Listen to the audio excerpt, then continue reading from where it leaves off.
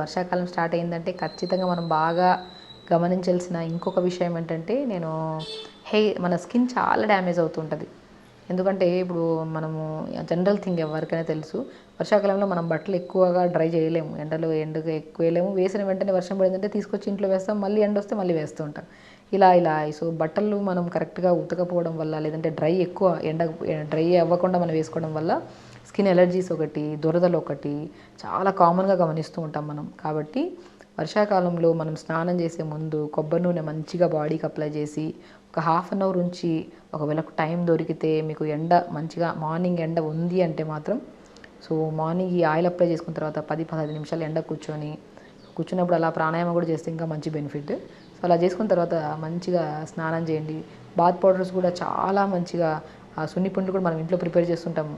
మనము mummies prepare చేసి ఇంటికి మనకు పంపిస్తుంటారు.